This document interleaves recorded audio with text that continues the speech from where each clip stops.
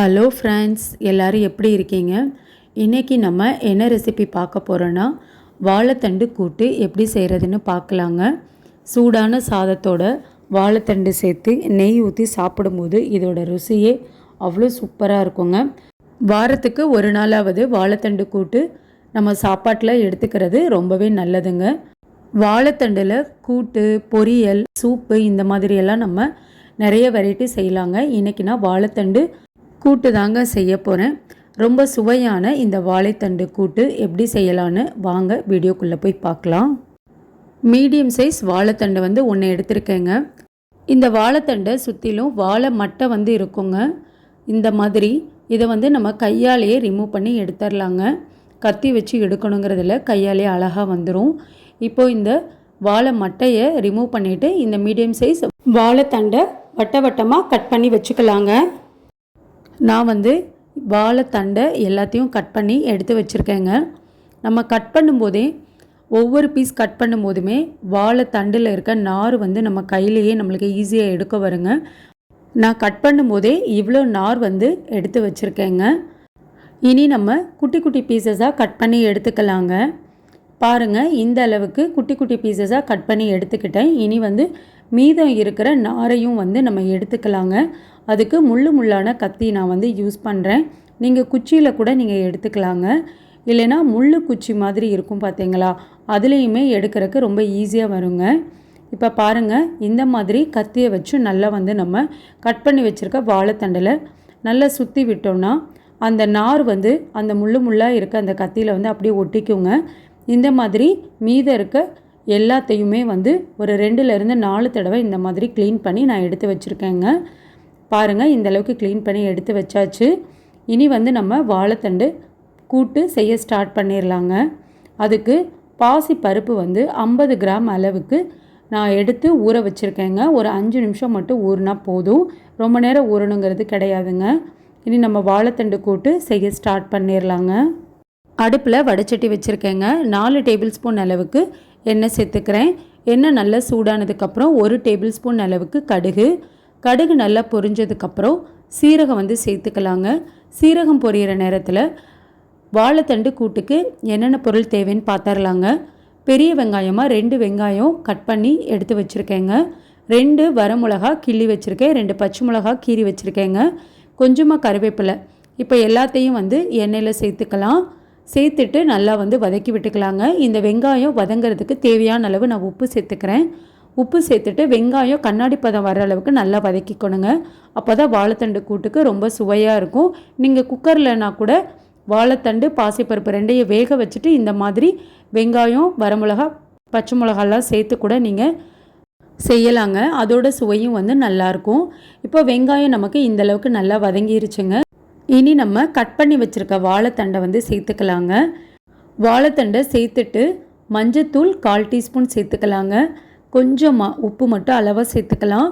சேர்த்துட்டு மஞ்சத்தூள், உப்பு எல்லாமே நல்லா மிக்ஸ் ஆகிற மாதிரி கலந்து விட்டுக்கலாங்க. இப்போது 1/4 டம்ளருக்கும் கம்மியான அளவாக தண்ணி சேர்த்துக்கிறேங்க. இந்த காய் வேகிறதுக்கு மட்டும் நிறைய தண்ணி சேர்த்திட வேண்டாம். தண்ணி சேர்த்துட்டு ஒரு தடவை நல்லா கலந்து விட்டுறலாங்க. ஒரு 5 நிமிஷம் வாழைத்தண்டு நமக்கு நல்லா வேகட்டுங்க. வாழைத்தண்டு நமக்கு கொஞ்சம் சீக்கிரமாகவே வெந்துருங்க. இது கொஞ்சம் நல்லா இளந்தண்டு தான். இப்போது ஒரு 5 நிமிஷம் போல் ஆயிடுச்சுங்க. நம்ம ஊற்றிருக்க தண்ணி எல்லாமே நல்லா வத்திருச்சு. காயுமே நமக்கு ஒரு 3/4 பதம் அளவுக்கு நல்லா வெந்துருச்சுங்க. இந்த ஸ்டேஜில் நம்ம ஊற வச்சுருக்க பாசி பருப்பு சேர்த்துக்கலாங்க. பாசி பருப்பு சேர்த்துட்டு ஒரு தடவை நல்லா கலந்து விட்டுக்கலாங்க. வாழைத்தண்டு கூட்டுக்கு ரொம்ப டேஸ்ட்டு தரக்கூடிய முக்கியமான இன்க்ரீடியன்ட்ஸ் என்னன்னு பார்க்க போகிறோங்க. அதை நம்ம மசாலாவை அரைச்சி தான் சேர்க்க போகிறோம். வாங்க, அது என்னென்ன இன்க்ரீடியன்ட்ஸ்னு சொல்லிட்டு நம்ம பார்க்கலாம். 1/4 சில் தேங்காய் எடுத்திருக்கேங்க. அதாவது 1/4 பீஸ் தேங்காயை சின்ன சின்னதாக கட் பண்ணி சேர்த்துருக்கேன். 1 டீஸ்பூன் அளவுக்கு சீரகம், 1/4 பிஞ்சுக்கு மஞ்சத்தூள் சேர்த்துருக்கேங்க. ஏன்னா நம்ம காயிலே மஞ்சத்தூள் சேர்த்துருக்கோம். இருந்தாலும் அரைக்கும் போது ரொம்ப அதிகமாக சேர்த்த வேணாம், கொஞ்சமாக சேர்த்தி தண்ணி 1/4 டம்ளர் அளவுக்கு சேர்த்தி நான் பாலாக எடுத்து வச்சுருக்கேங்க. நீங்கள் தேங்காய் பேஸ்ட்டாகவும் அப்படியே சேர்த்துக்கலாம். அந்த மாதிரி செஞ்சாலும் நல்லாயிருக்கும். இந்த மாதிரி பாலாக எடுத்து செஞ்சாலும் நல்லாயிருக்குங்க.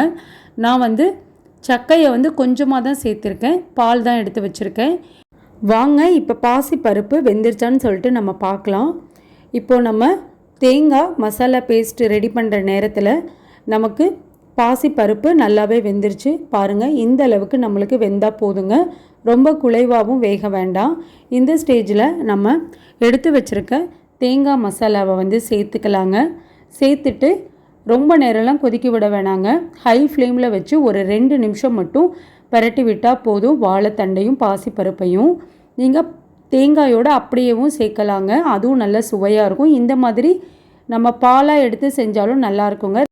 இப்போது தேங்காய் மசாலா சேர்த்துட்டு நல்லா வந்து ஒரு தடவை மிக்ஸ் பண்ணி விட்டுக்கலாங்க. ஹை ஃப்ளேமில் வச்சு மிக்ஸ் பண்ணிக்கலாம். இப்போ ஒரு 2 நிமிஷம் போல் ஆயிடுச்சுங்க, அவ்வளோதான். இனி நம்ம ஃப்ரெஷ்ஷான மல்லித்தலையை வந்து சேர்த்துக்கலாங்க. சேர்த்துட்டு அடுப்பை ஆஃப் பண்ணிட வேண்டியதான்.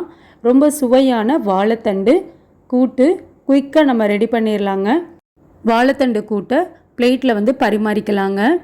சூடான சாதத்தோட வாழைத்தண்டு கூட்டு சேர்த்து நெய் ஊற்றி சாப்பிடும்போது அவ்வளோ ஒரு அருமையாக இருக்குங்க. வேறு எதுவுமே நம்மளுக்கு தேவை கிடையாது, இந்த வாழைத்தண்டு கூட்டே போதுமானது. அவ்வளோ ஒரு ருசியாக இருக்கும். கண்டிப்பாக நீங்களும் வாழைத்தண்டு கூட்டை ட்ரை பண்ணி பாருங்கள். பிகினர்ஸுமே வந்து ரொம்ப ஈஸியாக வாழைத்தண்டில் இருக்க நாரை வந்து க்ளீன் பண்ணிடலாங்க. நான் பண்ண இதே மெத்தட் படி நீங்களும் ட்ரை பண்ணி பாருங்கள். ரசம் சாதத்துக்குமே வாழைத்தண்டு கூட்டு சூப்பரான ஒரு காம்பினேஷனுங்க. இட்லி, தோசை, சப்பாத்திக்குமே இந்த வாழைத்தண்டு கூட்டு வந்து ரொம்ப டேஸ்ட்டாக இருக்குங்க. கண்டிப்பாக வாரத்தில் ஒரு நாளாவது வாழைத்தண்டு கூட்டு சாப்பாட்டில் சேர்த்துக்கோங்க. நீங்களும் உங்கள் வீட்டில் வாழைத்தண்டு கூட்டு இதே மாதிரி மெத்தடில் ட்ரை பண்ணி பாருங்கள்.